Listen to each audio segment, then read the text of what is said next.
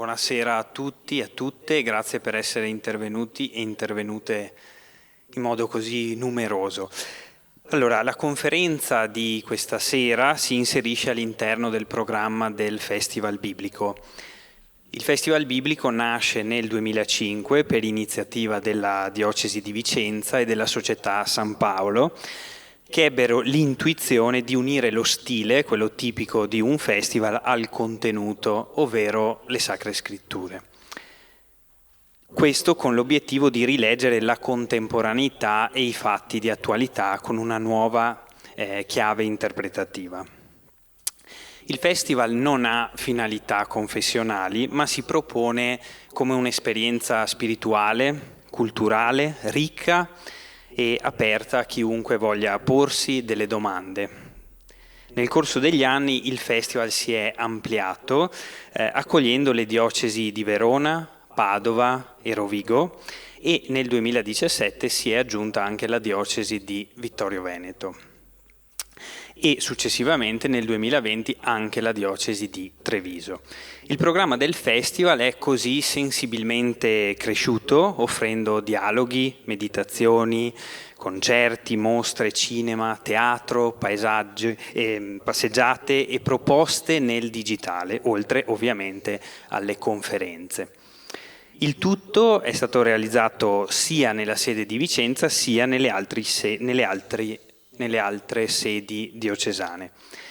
Il Festival Biblico di Vittorio Veneto è promosso dalla Diocesi di Vittorio Veneto, dal Comune di Vittorio Veneto e dalla Chiave di Sofia, che qui ho il piacere di rappresentare.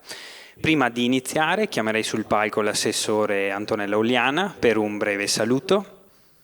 Facciamo un applauso così.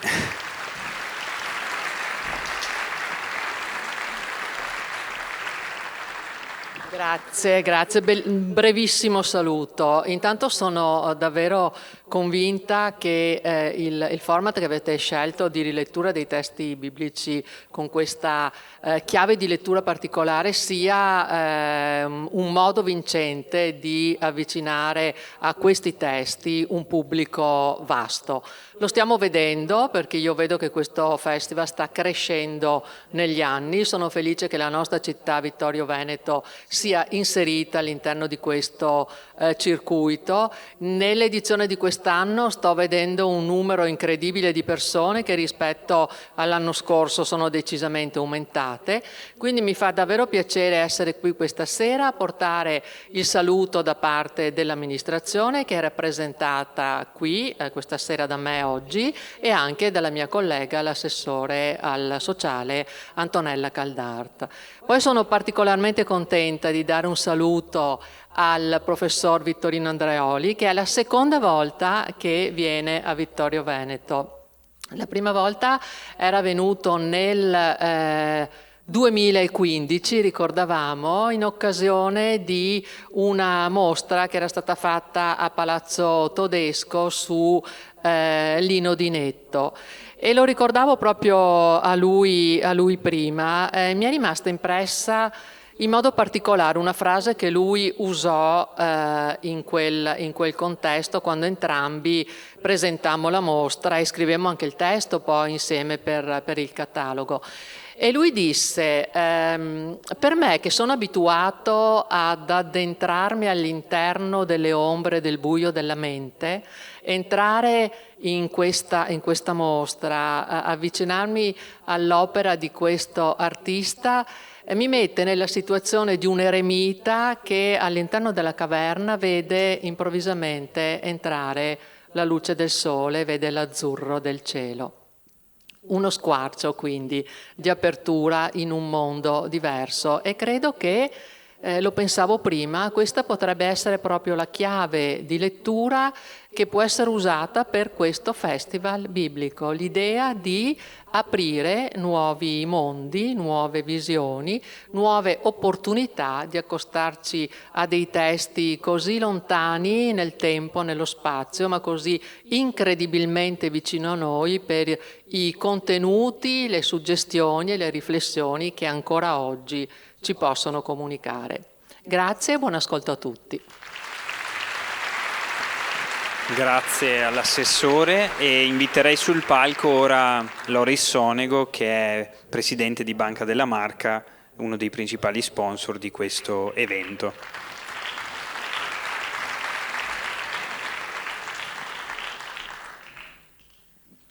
Buonasera a tutti.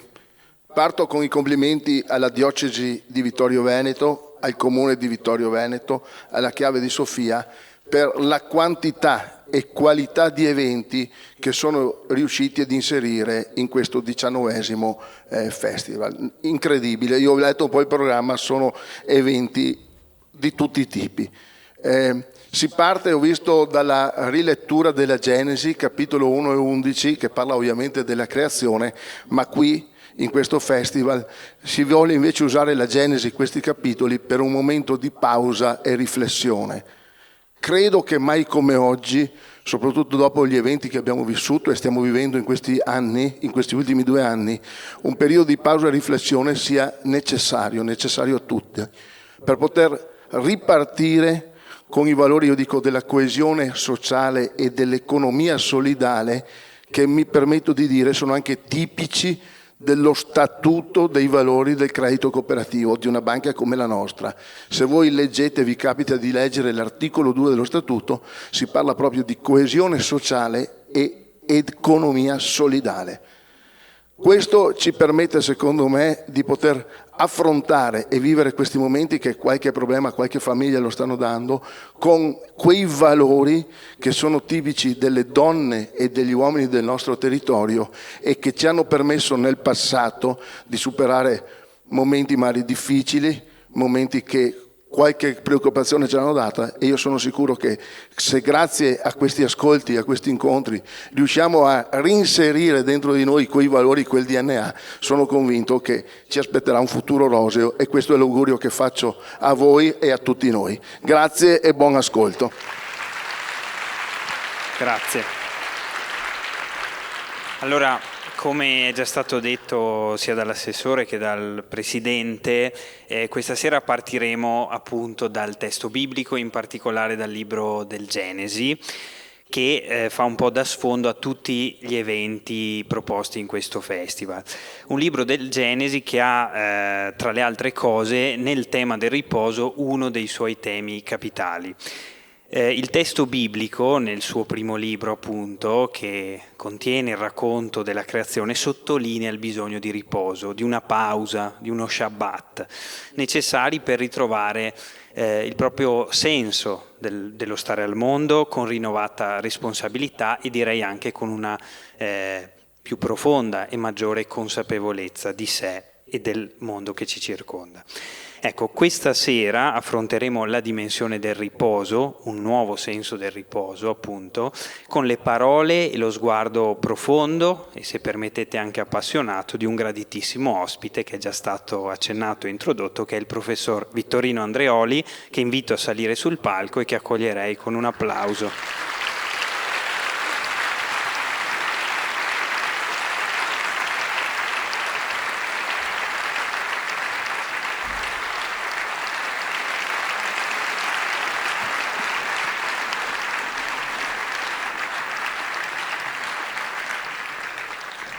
Mentre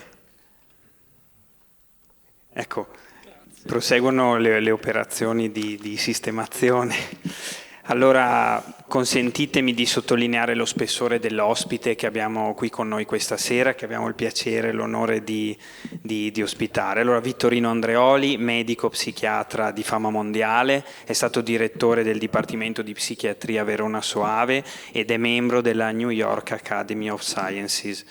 Autore di numerosi saggi e diversi romanzi di successo, è un uomo di scienza e direi anche di grande cultura umanistica. Si è sempre occupato di studiare e di comprendere in profondità i segreti della mente per poter aiutare concretamente l'essere umano alleviandone le sofferenze con straordinaria competenza scientifica, sensibilità, delicatezza e coerenza, sempre alla ricerca dell'umanità nell'uomo. E questo è un aspetto che mi piace ricordare, perché è accaduto che in diversi dialoghi intercorsi tra me e il professore mi avesse detto: persino nei criminali più efferati ho trovato l'uomo. Ecco, questa è una frase che mi ha sempre molto colpito. Aggiungo che il professor Andreoli è un acuto osservatore della realtà sociale e culturale e ha sempre colto i tratti salienti del proprio tempo, rilevando lo stretto rapporto tra cultura e psichiatria e dunque il rapporto tra psichiatria e antropologia. Attualmente si dedica allo studio dei sentimenti, visti come elemento essenziale per vincere la paura e dunque per modificare i comportamenti sociali.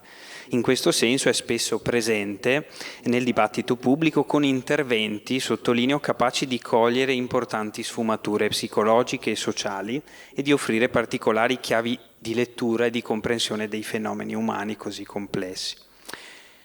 Pur definendosi un non credente, il professor Andreoli ha da sempre dimostrato un profondo senso del sacro, intendendo il fenomeno religioso, sulla scia del teologo Rudolf Otto, come tentativo umano di rispondere proprio al senso del sacro.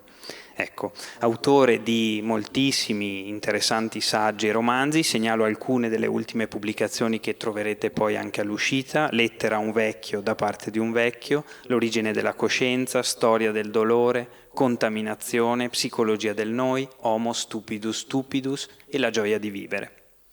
Dopo questa presentazione direi che è proprio il caso di entrare in medias res, perché questa sera affronteremo il tema del riposo, recuperandone proprio la radice biblica, in quell'indissolubile intreccio che ancora rivela nel nostro tempo. Quello del riposo è un tema ricco di significati psicologici, esistenziali e spirituali. Per questo si tratta di recuperarne il senso. Quello del riposo è un tema sul quale, come è già stato accennato, nel nostro tempo ipermoderno, frenetico e performativo è quanto mai urgente tornare a riflettere. Lo facciamo questa sera e quindi do la parola al professor Andreoli. Grazie.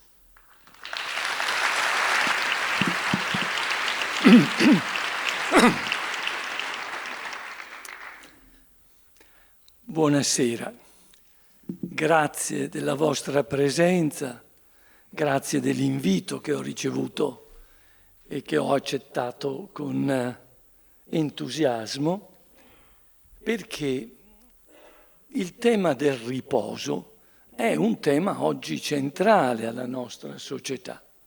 E allora voglio dirvi come vi intratterò questa sera. In una prima parte cercherò di dirvi qual è, che cosa rappresenta per noi uomini del tempo presente il riposo, che va in contrasto con l'attività, con il lavoro. Poi entreremo dentro il messaggio che ci dà la Bibbia, a partire dalla Bibbia ebraica, e nel terzo punto, dopo aver dato il significato alla lettura di alcuni passi della Bibbia, di dirvi che cosa noi potremmo utilizzare, apprendere da questo messaggio per poter avere una visione diversa di quella che abbiamo e con la quale parto adesso. Vi dicevo quindi che noi abbiamo una particolare sensibilità e attenzione al riposo. E vi sembrerà strano, o forse paradossale, ma sembriamo più preoccupati del riposo che del lavoro. E guardiamo il lavoro come un contrasto. E siccome, come sanno bene i filosofi di Sofia, siccome c'è un grande dualismo nella nostra civiltà occidentale, e quindi poniamo tutto sempre in alternativa. E quindi vediamo il lavoro che è in contrapposizione al riposo. E se diamo un significato positivo al riposo, finiamo per darne uno negativo al lavoro. Perché cominciamo a vederlo prima ancora di entrare nella logica del fare, dell'operare o del pensare, perché c'è un lavoro dei colletti bianchi, si diceva una volta. Ecco, prima ancora di entrare in questo significato che è proprio di quel lavoro, ci preoccupiamo di quanto interferisca sul riposo. Allora, insomma, abbiamo una percezione, su questo vorrei che voi pensaste, che il riposo è diventato così desiderato, così importante, che finiamo per avere una immagine, una percezione del lavoro negativa, come se fosse un nemico di ciò che noi desideriamo, che è riposare. Allora, vi do qualche esempio. C'è una lotta che dura da anni, naturalmente è giusta, ma io cito solo dei fatti adesso. Bisogna ridurre il tempo di lavoro. E c'è stato in questo una vera e propria lotta significativa. Certamente, perché se solo pensiamo alle descrizioni del lavoro alla fine del Settecento, con le industrie meccaniche inglesi, a cui fa riferimento Marx e fanno Engels, è chiaro che indipendentemente dall'età le persone erano tenute sempre sul posto di lavoro. E quindi abbiamo la voglia di ridurlo. E voi vedete che adesso cominciamo a parlare di smart working stando a casa che è vista sempre come il luogo della sicurezza.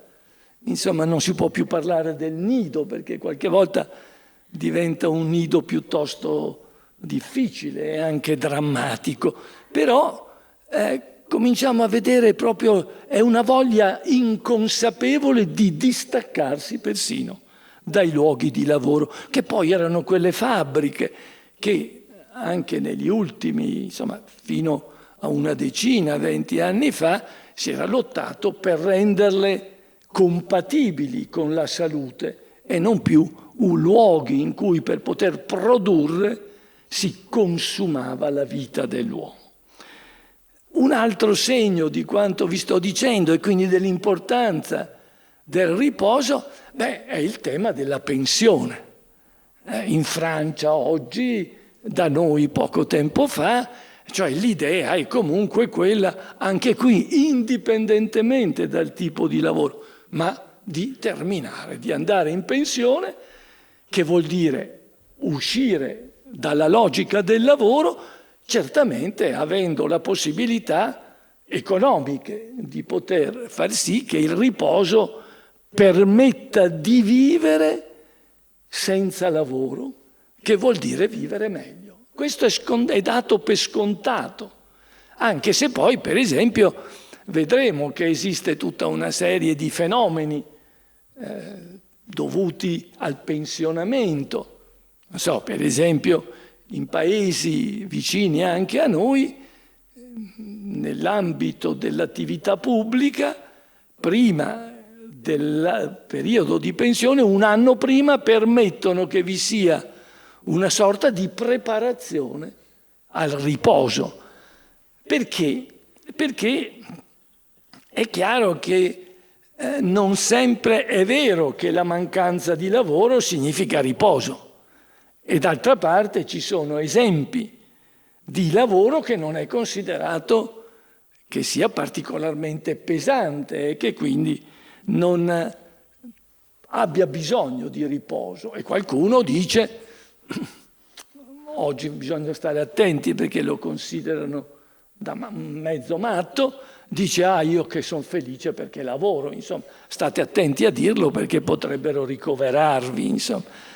Ma a parte questa è per dirvi che c'è una dinamica strana tra riposo e lavoro. E questa logica, questa contrapposizione non ha solo un significato di principio sociale, ma riguarda la psicologia, la personalità, ma anche la psicopatologia. Tanto è vero che, pensate al termine fatica cronica. Oggi uno dei quadri che sono più considerati è appunto la stanchezza cronica. Cioè, dice il professore, mi alzo il mattino che sono stanco. E una cosa che ha ulteriormente riempito di difficoltà questa distinzione è proprio da quando noi psicocosi, noi che ci occupiamo della parte della personalità e della psicologia, abbiamo creato un legame straordinario tra riposo e sonno, un dramma, perché questo comporta che la mancanza di sonno in una notte oppure continuativa è subito vista come stanchezza, perché il riposo lo consideriamo legato appunto al sonno. Poi abbiamo distinto naturalmente una stanchezza fisica da una stanchezza psichica. E sono due diversità, perché la stanchezza fisica riguarda i muscoli e il cuore. Il cuore è fondamentale, perché appunto si stanca, lo si avverte dal battito, lo si avverte dalla possibilità che ci siano le extrasistole. E mentre invece quando pensiamo al lavoro della mente pensiamo a un altro organo che è il cervello. Ora vi devo dire subito, per mostrarvi quanto è un po' contraddittorio, pensate che il cuore e il cervello sono due organi che lavorano 24 ore su 24. Beh, il cuore lo si capisce, perché dice non è che possa riposare per mezz'ora, insomma. Il cervello anche, forse lo conosciamo meno, ma per dirvi, nella notte facciamo sogni anche se non li ricordiamo e spesso ci svegliamo con incubi, a dimostrare che ciò che accade nel sonno non è propriamente riposante. E magari c'è chi dice ho lavorato dormendo tutta la notte, e ci sono qualche inventore che si sveglia, non so, avendo inventato qualcosa, segno che il cervello funziona. Ma comunque, al di là delle impressioni, vi garantisco che facendo nei laboratori del sonno, prendendo l'attività cerebrale, ci sono tutti i segni di un funzionamento continuo, ma addirittura con fasi di maggiore attività anche sensoriale. Per esempio c'è una fase in cui noi muoviamo gli occhi, i rapidi movimenti, che è come se vedessimo, se guardassimo, non la realtà, ma una realtà interiore che rappresenta il modo dell'attività del cervello nel sonno. Questo per dirvi, insomma, che anche gli schemi, sei stanco, va a dormire perché... sì, è una delle immagini di buon senso, ma che non corrisponde certo alla realtà. E poi la stanchezza fisica, dice distenditi, va un po' a riposare, anzi spegniamo la luce, così anche la sensorialità. No, quando invece c'è la stanchezza mentale, dice alzati, chiudi magari, oggi chiudi lo schermo del computer e cammina un po', muoviti, fa 4... poi arriva in quello e dice appena finito fai 7 miglia, no? Quando ci sono questi imperativi oggi di muovere il corpo per riposarsi e li vedi stressati che arrivano mezzi morti, ma dice ho fatto 7,2 miglia, perché non vale neanche in chilometri, insomma. Allora, quello che voglio dire è che vedete che allora da un punto di vista il riposo corrisponde nel movimento, anzi un movimento fisico, perché sembra che in questo modo si liberi più la mente. In altre parti invece consiste proprio nel mettere a riposo la muscolatura, eccetera. Tutto questo è per dirvi che è il tema del riposo e del lavoro è piuttosto strano, è più, come dire, è più una costruzione mentale che non ha un fondamento propriamente scientifico. Però permettetemi di fermarmi solo su uno dei segni della stanchezza del cuore, è quando si parla il termine angor. Ecco, significa proprio che il cuore è affaticato e quindi il ritmo è lento, saltano una irregolarità e quindi è proprio l'impressione che si stia fermando. Ecco, e questo ha la stessa origine dell'angoscia che contiene. E cos'è l'angoscia? L'angoscia la si rappresenta di trovarsi in un tunnel, di correre per liberarsi, ma non si vede la via di uscita. L'angoscia, l'angor vuol dire la ristrettezza, vuol dire il chiuso, insomma. Vedete quindi che anche qui la differenza in realtà tra la stanchezza fisica e quella mentale è molto difficile da poter stabilire. E noi sempre più parliamo di effetto psicosomatico proprio per dire che ciò che accade nella nostra mente e nella nostra personalità si riflette nella fisicità, nel corpo. Ciò che accade nel corpo poi passa nella mente. E sempre di più troviamo che c'è una continuità, insomma, una circolarità, e non è possibile fare una divisione, fino appunto da poter dire che tante volte pensiamo di riposarci in un tempo, che adesso di cui torneremo, un tempo libero, in cui si fanno delle fatiche spaventose dal punto di vista fisico. Dice sto preparandomi per la maratona e allora per riposarmi vuol dire stress muscolare, vuol dire produzione di quantità enormi di neuromediatori, della noradrenalina, dell'adrenalina. Insomma, sono vere e proprie situazioni di sforzo al limite.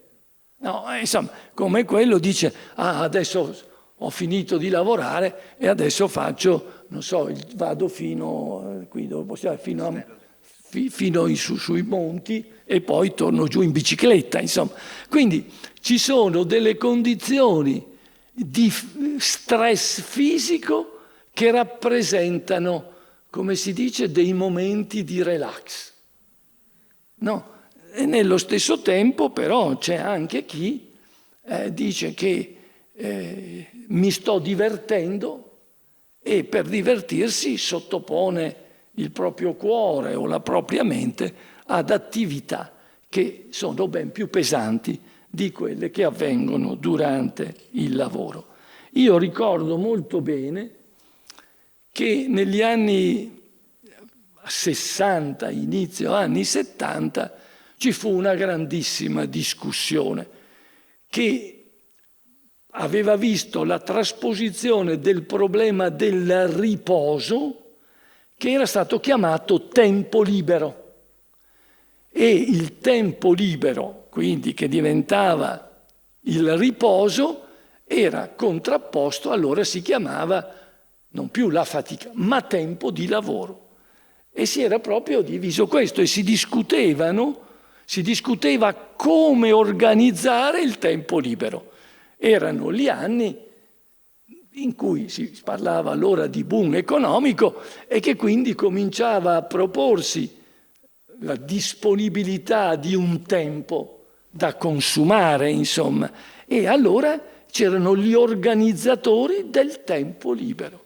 E allora voi capite che la storia tra stanchezza e bisogno di riposo veniva coniugato questa volta secondo la dizione libero o lavoro, cioè libertà o perdita di libertà. Insomma, mi pare che da questo scenario credo che venga fuori che ricordo che in quegli anni io facevo parte di un gruppo che si occupava di studiare come progettare il tempo libero. Perché se uno si diceva adesso sei il tempo libero e non sapeva cosa fare, entrava in angoscia da mancanza di lavoro. Quindi bisognava dare un contenuto al tempo libero e allora sono incominciati, non so, le attività culturali, i viaggi, le riunioni, le feste.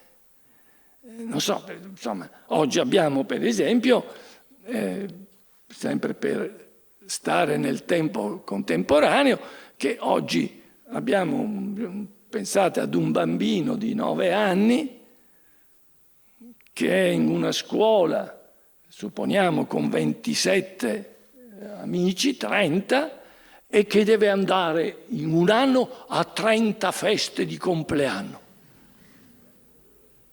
E poi deve organizzare la propria. E poi pensate che non è possibile, come deve fare qualche cosa. Appena finito la scuola, le madri lo prendono, lo portano subito a seconda dei gusti, non so, a far scherma, non so qua quali siano le abitudini, insomma, ma qualsiasi cosa che fa anche l'amico, che fa... E quindi c'è chi alle 7 gioca va a giocare a pallavolo, non so, venendo dalle 6 da dove ha fatto ginnastica e forse anche un po' di judo alle 8, insomma, perché adesso bisogna che si sappiano difendere, insomma. Poveretti, vengono a casa, scusate, vengono a casa da ore di scuola e siccome comincia il riposo vengono stressati da queste madri che corrono e poi vengono anche le madri stesse. Dice: professore, non ce la faccio più, perché per far riposare i miei figli, che ne ho 2, non sono più capace, non dormo neanche la notte, e quindi c'è questo da... Allora, ecco il tempo libero. Cioè, ritorniamo al concetto di libertà, che naturalmente io non voglio affrontare, perché è difficilissimo, insomma. L'importante è dire che lavoriamo per la libertà senza sapere cosa voglia dire, insomma, che siano convinti, insomma. Cioè, per esempio, dice, non so, per esempio, tutti sono ancora convinti, non credo qui che sono molto, sono tutti convinti, dice, sono innamorato. Hai perso totalmente la tua libertà. No, gli affetti sono legami che dipendono completamente dall'altro, se non completamente, insomma in gran parte. E quindi la libertà è sempre libertà da, cioè è sempre un valore relativo. Ma allora ecco ancora che proprio per questo la libertà dà lavoro. Insomma, volevo farvi capire del perché dice, ma sa professore, i giovani non vogliono lavorare. Vabbè, gli abbiamo insegnato completamente che lavorare è una roba terribile che è contro la libertà. No, nel senso di libertà. E allora come fai a fare il tempo libero? Vai in discoteca è uno stress acustico, fisico. Poi devono prendere sostanze perché devono sentirsi sempre freschi e mostrare che... E poi arrivano, non dormono perché vengono alle 3 di notte. Cioè io non c'ho niente contro se c'è il gestore della discoteca di città, non c'ho niente contro, continuazione. Però capisce che non sappiamo più cosa vuol dire. Che cosa vuol dire stanchezza oppure riposo. Allora, dopo che vi ho fatto questo richiamo allo stato presente, permettetemi adesso di passare al punto secondo, ed è quello questa volta della Bibbia. E prima di leggervi il passo di cui comunque voi sapete qual è il significato, è che il 7° giorno Dio, dopo aver creato il mondo, gli animali, aver creato l'uomo, dice si riposò. E non è che ci aiuti subito a capire che cos'è il riposo, perché si comincia a dire ma che cosa... ma Dio non si può stancare. E allora si riposa da che cosa? Non ha corpo. Allora tutto quello che abbiamo definito come stanchezza fisica, quella stanchezza mentale non ce l'ha, perché insomma noi abbiamo un cervello magnifico, insomma, ma perché lo confrontiamo con gli altri animali, fra l'altro insomma declassandoli perché pensiamo che non abbiano cervello, mentre ce l'hanno, insomma, ecco. Ma allora, ma certo che rispetto a Dio... E quindi allora, che cosa è il riposo per la Bibbia? Dovete però permettermi, io non sono un esegeta, anche se mi porto via gli argomenti, noi ci riferiamo alla Bibbia masoretica, che è quella ebraica, che non è la prima Bibbia. La prima Bibbia, forse ne avete già parlato, ma permettetemi di richiamarlo in maniera sintetica, perché bisogna collocarla nel tempo. La prima Bibbia è la Bibbia che si chiama la Bibbia dei 70, che risale al III secolo prima di Cristo. Si chiama dei 70 perché è un testo che è stato tradotto in greco, dall'ebraico, da 70, anzi 72 sapienti che allora il re egiziano designò per tradurre il contenuto biblico presso gli ebrei di lingua greca. Questa quindi è quella che è la più antica, ma quella che viene usata quando oggi parliamo di Bibbia è questa qua, che è la Bibbia masoretica, perché e che ha un'origine più tarda di 4 secoli, insomma, e quindi si pone tra il I secolo avanti Cristo come raccolta, come scrittura, e va fino più avanti, perché raccoglie non solo i testi originari, ma anche i testi dei Talmud, che sono proprio le aggiunte dei rabbini, quindi sono delle aggiunte storiche. E questa è appunto la Bibbia che nasce, che quindi raccoglie dei libri che prima erano ritenuti racconti orali, quindi si passa da una Bibbia orale ad una Bibbia scritta. Ed è questa la Bibbia di riferimento. Però poi c'è la Bibbia cristiana, che naturalmente ha una parte che è molto nuova, perché è quella che ha i 5 nuovi libri, che sono i 4 Evangeli e poi l'Apocalisse di Giovanni, e che non c'è in quella ebraica, perché come voi sapete gli ebrei non hanno riconosciuto il Messia come colui che si aspetta e che deve venire, ma lo aspettano ancora, insomma, c'è una attesa del Messia, mentre invece per i cristiani non solo è il Messia, ma non come profeta, ma il Messia come figlio di Dio. Questa Bibbia, anche questa Bibbia ha un riferimento preciso, si chiama Bibbia di Gerusalemme, perché risale a circa 70-75 anni fa ed era stata scritta da un gruppo di domenicani francesi ed è diventata la Bibbia sempre sulla base di quella, ma anche greca oltre che ebraica, ed è quindi quella di riferimento. La CEI, che è il Consiglio Episcopale Italiano, legge ogni tanto su questa Bibbia, porta delle modifiche, e una recente risale ad una decina d'anni fa, in cui proprio i vescovi italiani hanno ritenuto di dare delle modificazioni, delle interpretazioni. Scusate, non volevo essere... Poi c'è una Bibbia, la terza, che è una Bibbia, quella lineare, ed è veramente molto utile perché porta la stessa linea, vuol dire la stessa frase, è portata in ebraico, in greco, in latino e italiano.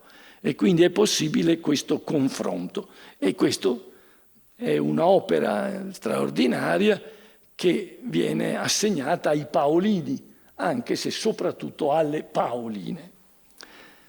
Scusate questo richiamo, ma è per dirvi, ma è la base per dirvi, ma questo libro, questa Bibbia, a che periodo si riferisce? Cioè è scritto in quel periodo, ma a quando si riferisce? Cioè quando incomincia il racconto orale? E qui c'è un punto che vi devo dire, è molto importante, per capire che il Genesi, che è uno dei libri fondamentali, è proprio racconta ciò che era nella visione ebraica che risale a 8.000-9.000 anni fa. Allora, tu dimmi se sono stato chiaro.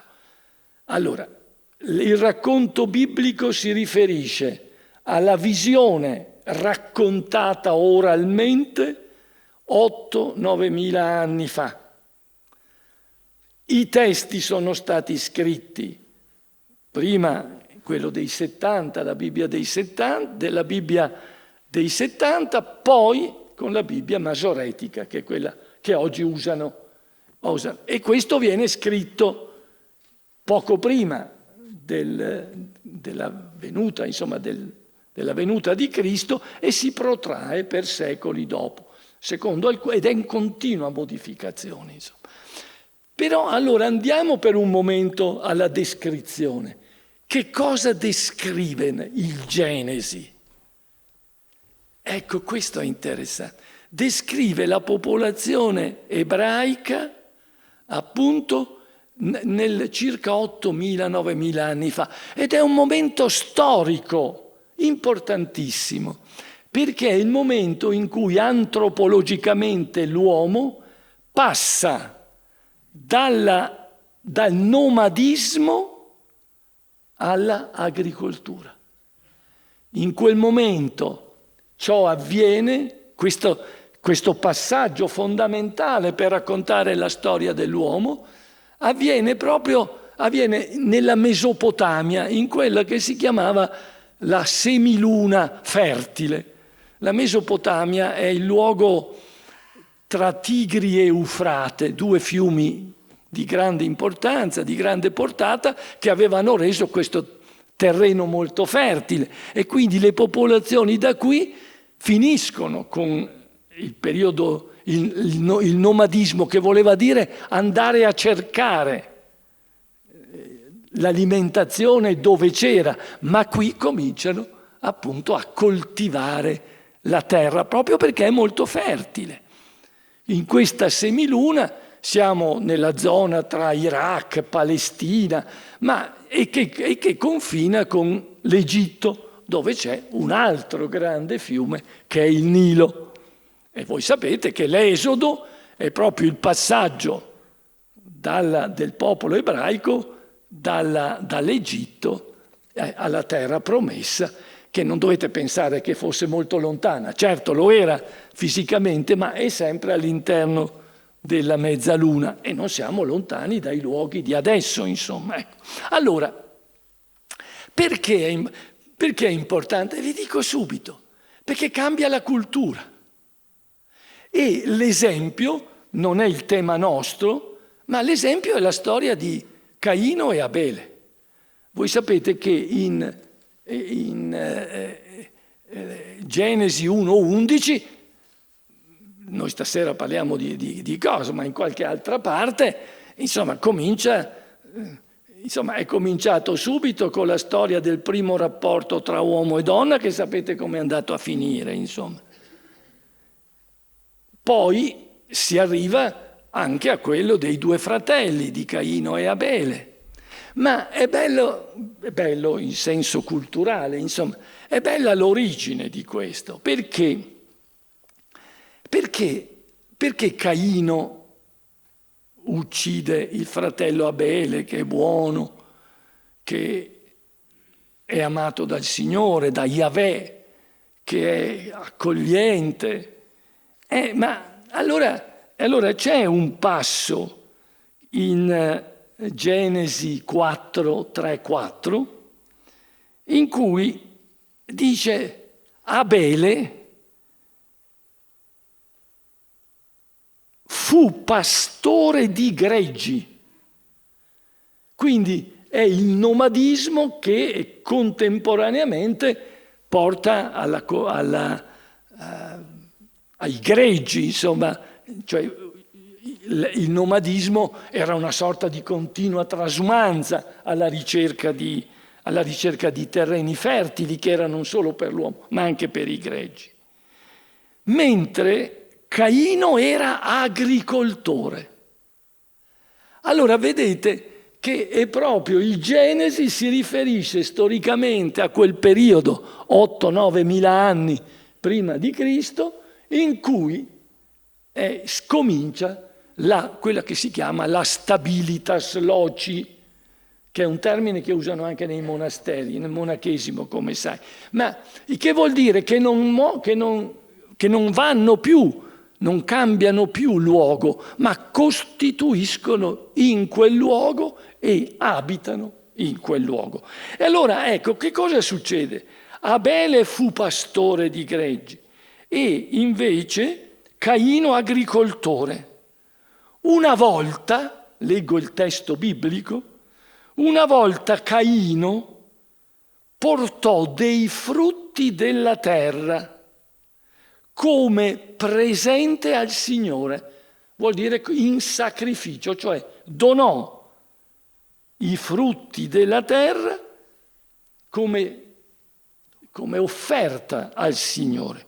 Abele portò dei primogeniti del suo gregge e delle loro parti più grasse. Insomma, c'è una vecchia definizione che ricorda che Caino portò le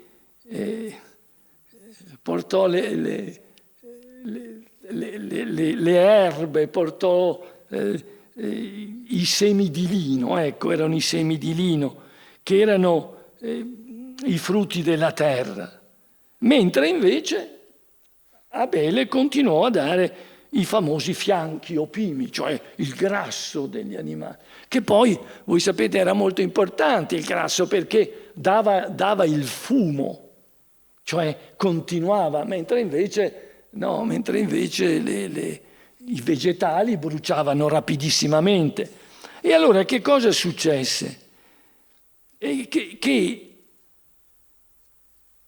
Yahweh gradì l'offerta di Abele, ma si lamentò e rifiutò l'offerta di Caino.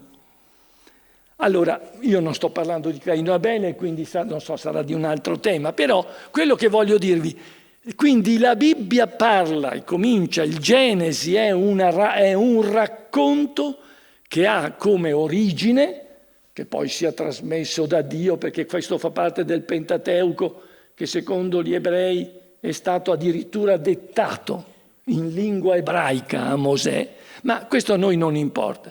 Cioè quello che diciamo è che ciò che racconta il Genesi avviene in un momento storico di grande trasformazione e che è il momento del passaggio della storia antropologica dall'uno all'altro. Allora, vi ho detto tutto questo perché, siccome vi ho parlato di lavoro, la fatica e di riposo, voi dovete immaginare che le due condizioni di riposo e di fatica per Caino e per Abele erano diverse.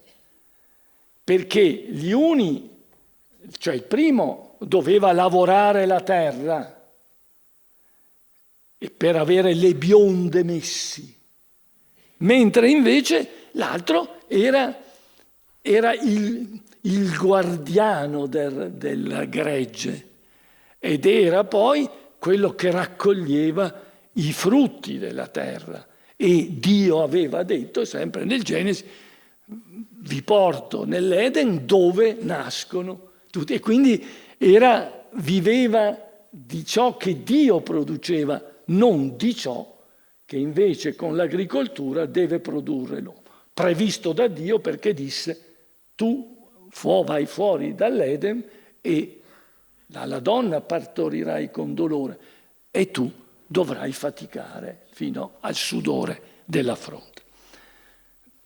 Questo diciamo è il quadro e con questo adesso vi leggo allora in maniera rapida, ma c'è ancora un po' di tempo, in maniera rapida il testo.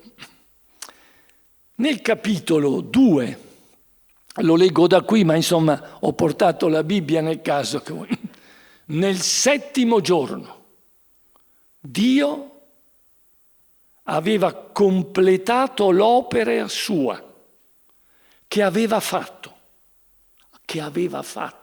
fare. Così nel 7° giorno cessò da tutta la sua opera che aveva compiuta. Dio benedisse il 7° giorno e lo santificò, poiché in esso aveva cessato da tutta la sua opera che egli stesso aveva creato, per poi elaborarla. Sono parole bellissime. Allora, è questo, sapete, è questo il tema di cui noi parliamo. E che cosa? E io dico, quindi si riposò, vuol dire che aveva cessato, quindi che faceva altro. E qui, a dir la verità, si riposò, ma qui il riposo è inteso come fare altro. Non c'è il concetto di stanchezza e del resto, ve lo dicevo, non può Dio essere stanco. E poi, a dire la verità, non sarebbe bellissimo, insomma, ricordare che insomma quello che ha fatto Dio, il cielo bellissimo, l'universo, le acque di sopra, le acque di sotto, un racconto stupendo anche dal punto di vista narrativo. Dire che si è stancato, insomma, meglio dire che insomma almeno l'uomo nelle sue intenzioni ha fatto una cosa bella, facendo una cosa bella che non c'era, straordinaria, con tutti gli animali, con tutti i fiori del campo, i gigli, eccetera, eccetera, doveva essere contento, insomma. Quindi non è detto che nella lettura di questo brano si debba vedere la stanchezza, ma semmai si deve vedere la necessità, la presa di coscienza che ha finito e che quindi c'è la possibilità di fare altro. Quindi qui il riposo, proprio perché è Dio che si riposa, va visto in una luce diversa che vedremo. Però la cosa stupenda, a mio avviso, è che dice che lui benedì il 7° giorno e lo santificò. Vi devo dire che qui vi devo riportare solo un attimo alla Bibbia invece cristiana, perché non c'è una grande differenza, ma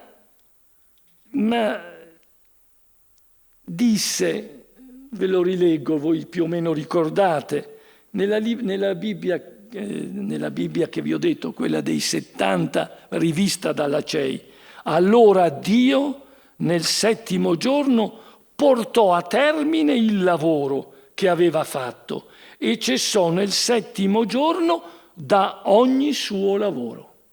Qui c'è una differenza, perché nella Bibbia ebraica si parla di opera, qui di lavoro. Ora l'opera, il lavoro è fare. Ecco, l'opera può essere il pensiero, può essere. E poi dice allora, Dio benedisse il 7° giorno e lo consacrò, perché in esso aveva cessato da ogni lavoro che egli creò quando aveva fatto. Quindi c'è la differenza bisogna notarla, perché in realtà noi sappiamo che la parola crea. È bellissimo, perché sia nell'ebraismo che nel cristianesimo è la parola, no? E noi anche nei Vangeli diciamo è la parola, ed è la parola che fa nella consacrazione, per esempio, è la parola che trasforma.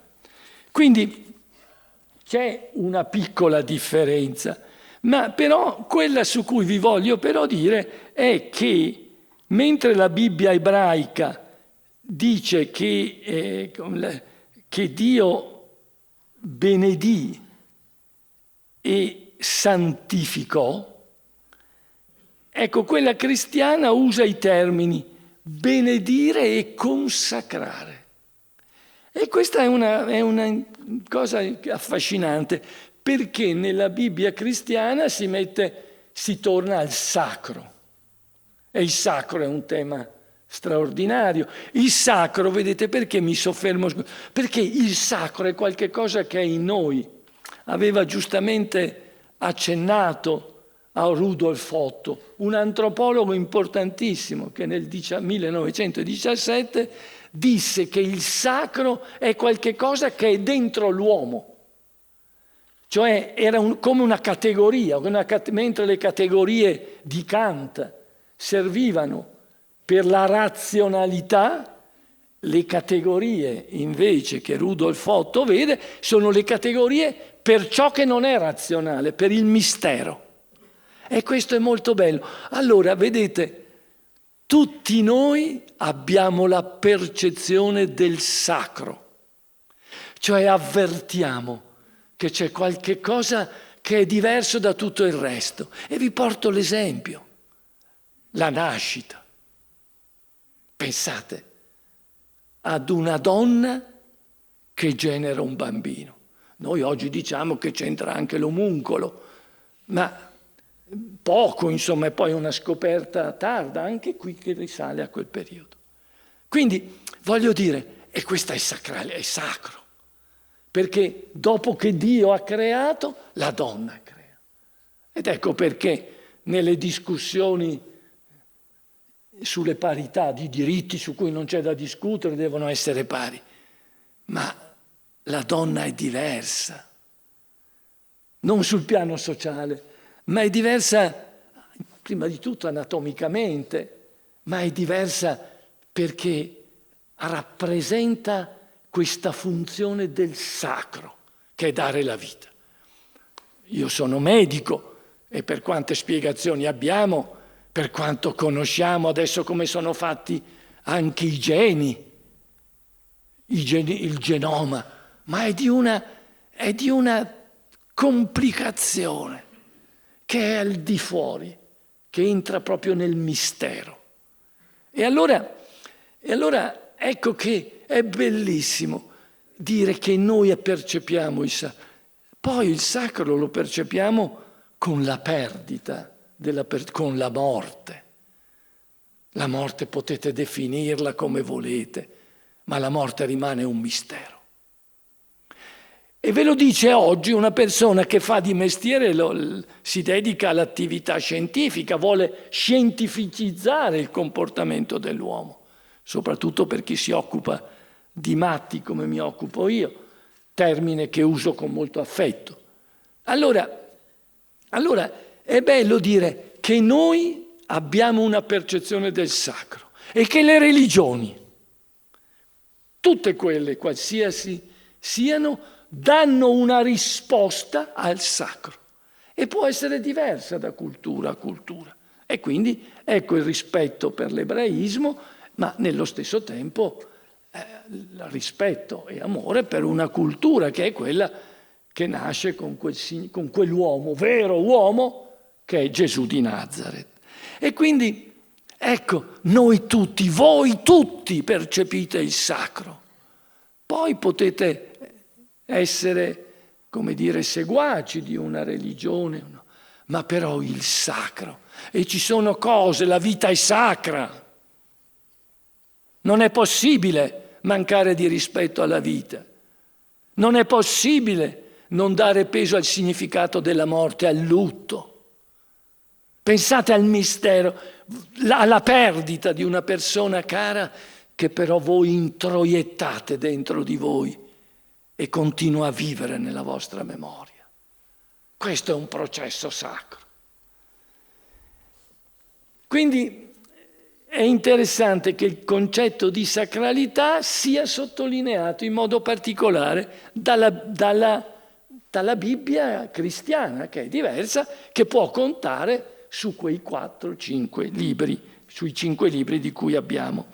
Adesso però vi ho letto solo 3 o 4 righe, cioè il nucleo, però bisogna vedere cosa la Bibbia ebraica, in questo caso anche cristiana, qual è il contenuto che dà al fatto di usare, di come vivere il Sabbat, lo Shabbat, cioè il giorno del riposo. E qui bisogna vedere altri passi della Bibbia, e io ve ne leggo solo di un paio. Nell'Esodo, che voi sapete è l'altro grande libro del Pentateuco, si dice, capitolo 20, versetto 8, fanno così quelli che... Ricordati del giorno di sabato per santificarlo. Durante 6 giorni lavorerai e farai ogni tua opera. Ecco ancora tra opera e lavoro. Ma il 7° giorno sarà giornata di cessazione del lavoro e sarà dedicata al tuo Dio. Vedete, anche qua la cessazione non vuol dire necessariamente fatica, poi l'abbiamo messa noi dopo.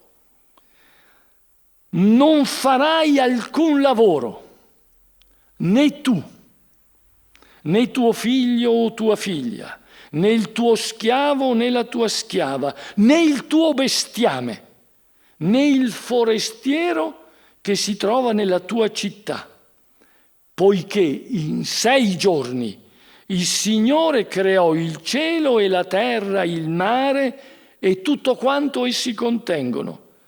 Riposò nel 7° giorno. Per questo il Signore ha benedetto il giorno del sabato e lo ha santificato. Quindi vedete che c'è un imperativo che quindi sottolinea che l'uso del 7° giorno è un imperativo, potremmo dire è un comandamento, perché il termine comandamento è del cristianesimo, ma potremmo usarlo nell'ebraico. E quindi, ma è un altro pezzo, perché il Signore parlò a Mosè, sto leggendo sempre l'Esodo, invece stavolta capitolo 31, versetto 12. Il Signore parlò a Mosè. Vi dicevo che in questa Bibbia si ritiene che Dio abbia parlato direttamente a Mosè e quindi con il compito che poi Mosè doveva dare al popolo, mentre voi sapete la grandezza, la diversità del cristianesimo è che è un evento straordinario, lo dica al vescovo che è su nel castello che ho detto, perché Cristo mantiene un rapporto con ciascuno di voi e ciascuno di noi. Quindi non c'è la mediazione, ma però Cristo Gesù va direttamente e quindi il rapporto è individuale. Allora si legge: il Signore parlò a Mosè dicendo: così parla, quindi tu parla ai figli di Israele in questi termini. Quindi ti dico perché tu dica, mentre Gesù può parlare a te. E questo è uno sconvolgimento.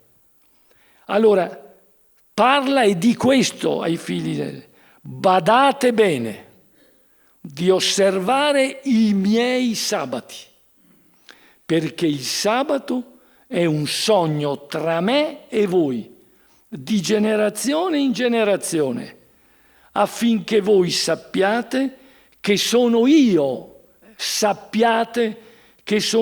il Signore che vi santifico. Osservate dunque il sabato, perché è cosa santa per voi. Chi lo violerà sarà punito di morte. Mi fermo. Potrei leggere almeno altri 6 o 7 passi, ma so che io devo finire fra poco. Sì, ma non ho ancora finito, ma tanto dopo si ferma il tempo e combinate lo stesso. Però io qua c'ho ancora 6 minuti e 30 secondi. Allora,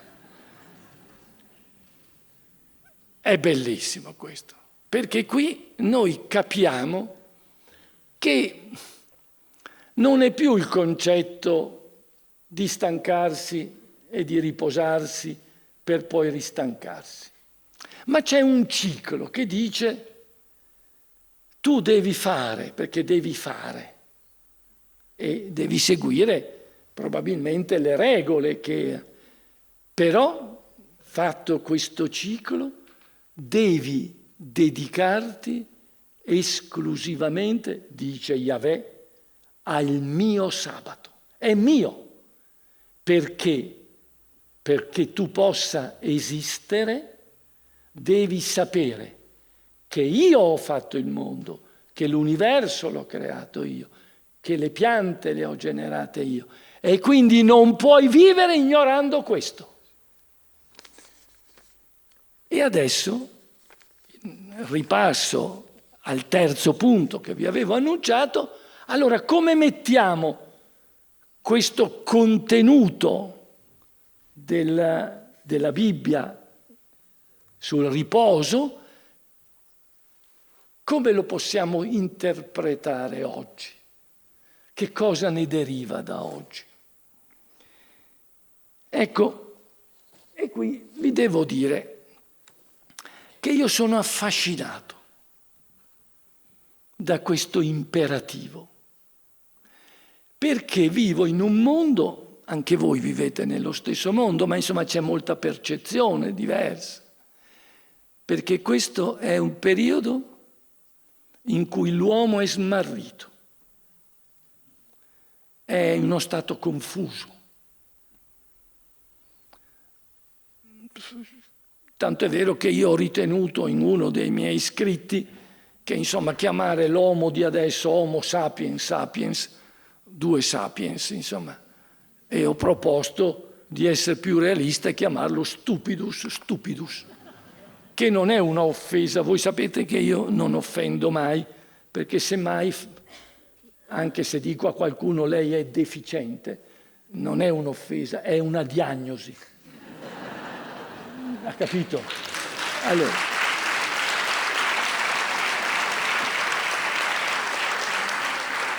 Allora, vedete,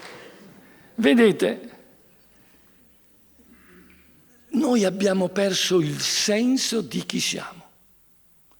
Il senso, se c'è, forse dobbiamo cercarlo, ma non è possibile che l'uomo non capisca la fragilità, il suo senso del limite,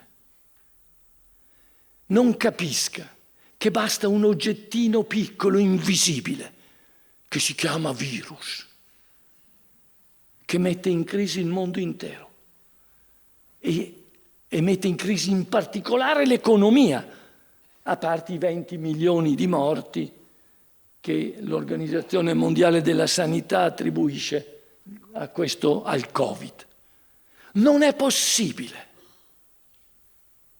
che non ritenga di essere attaccato, come dice un bellissimo verso Ungaretti, l'uomo attaccato nel vuoto al suo filo di ragno. Pensate, quest'uomo attaccato nel vuoto ad un filo di ragno. Non è possibile che questo uomo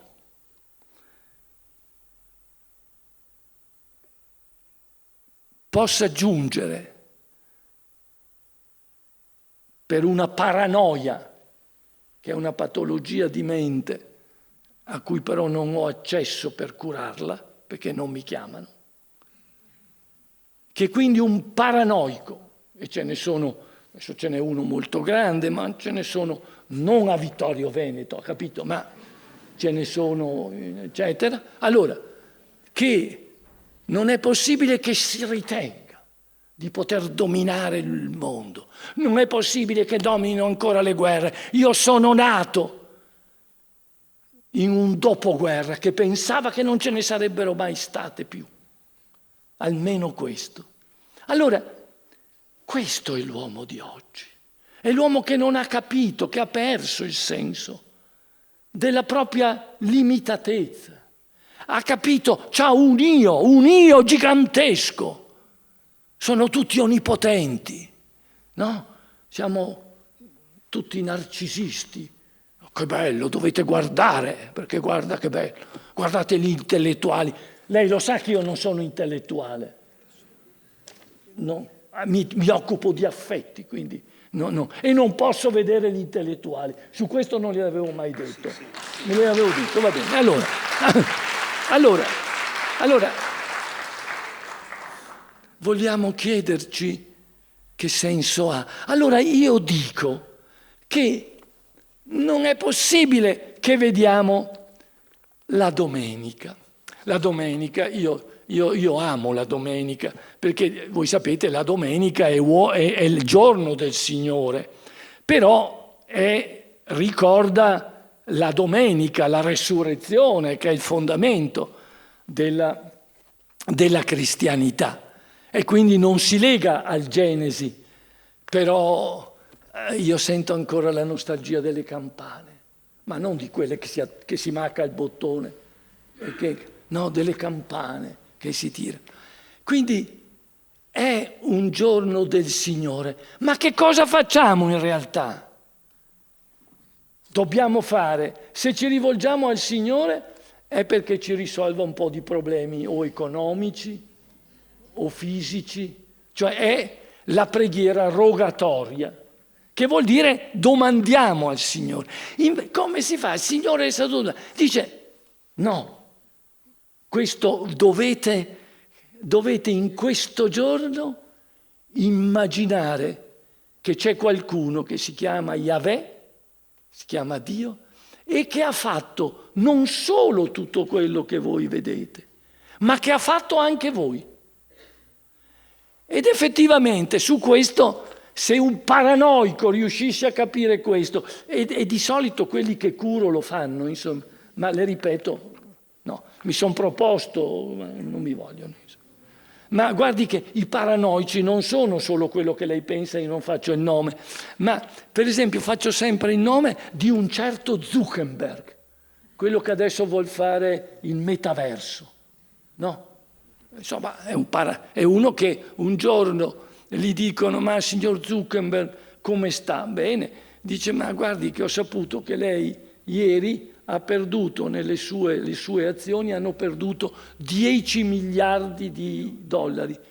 E dice: non me ne sono accorto. È chiaro, io avrei proposto di curarlo, e la cosa che più doveva essere significativa, gratuitamente. Allora, calmi i suoi amici dicendo che mancano 3 minuti e ho finito. Ma li calmi, sono stati 3 minuti. Allora, che cosa succede? Allora, è proprio, dice: che cosa hai fatto la domenica? Che poi la domenica tutti devono fare qualche cosa per mostrare che fanno cose eccezionali. Lei pensi all'importanza per il riposo che hanno, vedi che mi hanno tolto. Allora, lei pensa. Finito? No, ecco. Questo no. Allora, voi pensate all'importanza delle ferie. L'importanza delle ferie, la vacanza. Pensiamo per mesi a come facciamo le vacanze. Poi pensiamo di andare in tutti i cosi, questa è la fase programmata. Poi andiamo in vacanza, volevamo tutti andare alle Seychelles e andiamo tutti a Rimini, che è un bel posto. Allora, dopodiché a Rimini la gente così, per autostrada 12 ore, eccetera, poi torniamo, dimentichiamo Rimini e reinventiamo dove siamo stati. E torniamo stanchi, eccetera, eccetera. Allora, voglio dire, la domenica, in fondo, noi facciamo cose per distinguerle dal giorno, ma non pensiamo certo a Dio, soprattutto nel tempo presente, in cui anche le liturgie, insomma, io sono di Verona e vi posso dire che da una statistica, per esempio, chi frequenta la messa 20 anni fa, 30 anni fa a Verona era il 95% delle famiglie, adesso sono giunte al 16%. Questo io non voglio criticare, è un dato, ma per dire che non è solo, però, non è solo nella Bibbia, non si richiede solo di dedicarsi al Signore per dire: Signore, ho bisogno. Ed è vero che abbiamo bisogno, però volete che il Signore non lo sappia? Allora, e poi abbiamo i santi, non solo lui, perché effettivamente avrebbe tanto troppo da fare e sarebbe la volta che si stanca, insomma. Allora, la cosa, perché non dobbiamo pensare a ciò che Dio ha fatto, a perlomeno a ciò che c'è? Dice, ci pensano i fisici, 13 miliardi,8 milioni di anni fa è stato il Big Bang. Vabbè, ma chi ha fatto il Big Bang? Chi c'era prima del Big Bang? Insomma, c'è bisogno. Ecco, e questa è la conclusione. Mi pare che dallo Shabbat noi dobbiamo pensare all'uomo come creatura di qualcosa che non si è fatto, che è dentro un universo. Dopo date le conclusioni, date le definizioni che vogliamo, ma almeno pensiamoci. Questo mi sembra che sia l'invito, perché non è più l'invito nel dire la domenica mi riposo, perché vi ho detto all'inizio ci può essere un riposo in cui avete fatto 300 chilometri e avete impiegato 15 ore di autostrada, non vi siete certo riposati. Allora c'è bisogno, noi che stiamo diventando degli empirici, cioè facciamo tutto ciò che serve in questo momento. Non abbiamo più il futuro, soprattutto i nostri giovani. E senza futuro non si può nemmeno desiderare, perché il desiderio è la capacità che io ho oggi di vedermi diverso domani. Che meraviglia! Ecco, è la capacità di stare insieme, di creare una comunità, di stare con l'altro, ma non perché dico per l'invidia, per copiare, imitare, ma per chiederci che senso ha il fatto che io fatico, che io faccio. Che senso ha l'esserci, cioè il poter constatare che io anche qui, che io sono legato a Caio, a Tizia, e quindi anche l'amore, che senso hanno? Ecco, mi pare che questo sia l'invito. Certo che sono parole dure, io ti farò morire. Yahweh, insomma, era un personaggio che credo che Yahweh non voglia psichiatri in cielo, insomma, ma però Dio era più buono, il Padre Eterno, Gesù, insomma, era più... E diceva, e allora io vi dico, ascoltatemi, ma chi è che lo dice? È uno che non lo dice al pari vostro per fare affari, per invidia, per concorrenza, per dinamiche psicologiche, ma per trovare una conoscenza, avvicinarsi, cercarla. Ecco questo. Allora io credo che la domenica, a cui io sono molto legato, alle campane, alla gente, alle piazze, alle chiese, al Tempio, ed è triste, permettetemi anche di dire, di vedere questa città bellissima, no, in cui ci sono grandi edifici che però sono in gran parte vuoti di quel vissuto che è del chiedersi chi è l'uomo e che senso abbia.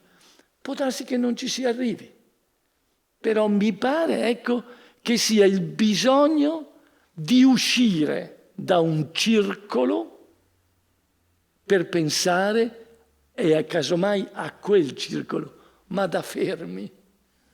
Ecco, questo. Allora noi non pensiamo più, siamo trascinati da una corrente di empirismo impossibile. E quindi mi piacerebbe che la domenica, che io difendo perché è la mia tradizione, ricordo tante cose con mio padre, mia madre. Ecco, io penso che ci deve essere un giorno in cui veramente dobbiamo imporci di non pensare sempre poi ai nostri problemi, perché poi questo stanca, ma di uscire e andare fuori dalla logica umana ed entrare nel sacro. Ecco il mio invito. Quindi, se è chiaro, io credo che questa parte della Bibbia presa oggi sia importante per dire: guardate che noi non risolveremo mai i nostri problemi se non capiremo cosa vogliamo veramente. E questo può derivare, il nostro essere non è misurato dalla quantità di denaro che si possiede, ma dal senso che abbiamo trovato dentro di noi e soprattutto da quel senso che è parte non della razionalità, non del ma dai sentimenti, che sono i legami necessari a vivere, non l'io ma il noi. E allora gli affetti, e forse da questo, seguendo un grande filosofo che è Sant'Anselmo, lei vada a ristudiarselo, che è importantissimo, che dice che forse se noi pensiamo a noi come imperfetti, l'uomo è interessante perché è imperfetto. Anzi, se c'è qualcuno qui dentro che è perfetto, si fermi lì, che facciamo il primo colloquio. Allora, siamo imperfetti.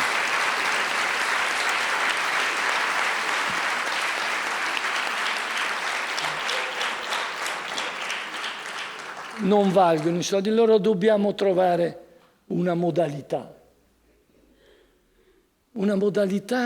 per porci le domande che poi sono all'origine della nostra cultura, che è più tarda, ma però che è bello sapere che ha risentito anche dell'ebraesimo, e lei lo sa bene, anche gli Esseni erano parte della Bibbia masoretica. Quindi pensare a un significato che è quello dell'uomo, e la nostra società parte con il famoso Gnotissa Euton, conosci te stesso, il socratico. Ecco, siccome è passato tanti anni, e qua siete anche voi filosofi, e certo c'è anche quello della banca che però era occupato ad andare dica che è un peccato che sia andato via perché ho parlato di soldi, glielo dica. Allora, dice, sai, poi l'ha detto il professor Andreoli che ha 83 anni, ma che lo diceva quello che pensava fin da 2 mesi di vita. Quindi, ecco, allora correggiamolo, dicendo conosci te stesso, quindi noscete ipsum, per relazionarti meglio con l'altro. Grazie.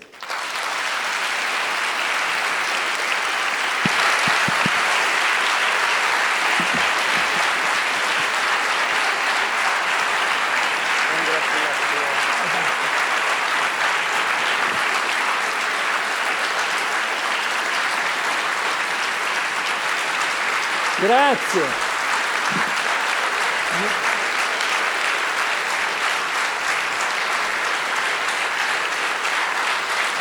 Vi voglio bene.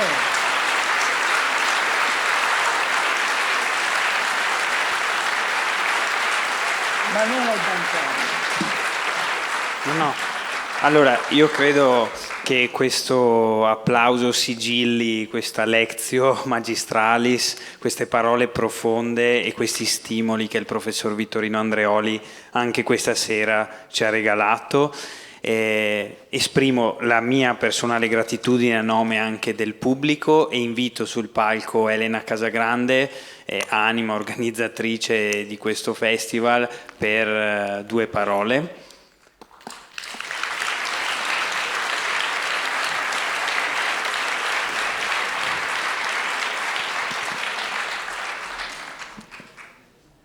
È un po' difficile inserirsi adesso dopo un incontro così intenso e soprattutto di fronte a un pubblico così ampio e attento a quanto noi abbiamo regalato, ma mi sento di dire che ci siamo stati questa sera, questo esserci profondi l'uno per gli altri.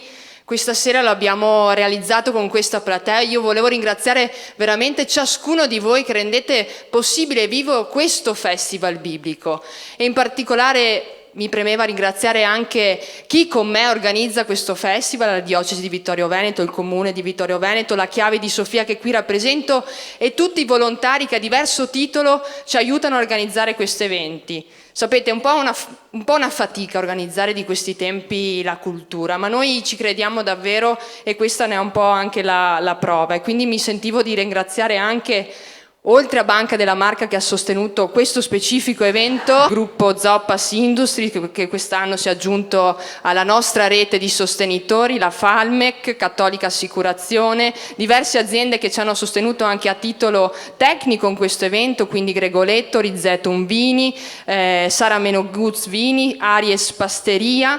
Ricordo anche ovviamente tutte le associazioni che partecipano a titolo volontario a questo festival, quindi il Centro Culturale Humanitas, il Centro Teatrale da Ponte, la Biblioteca del Seminario, il Seminario Vescovile. Insomma, siamo davvero una rete ricca e ampia, quindi davvero il mio ringraziamento va a ciascuno di loro e ciascuno di voi.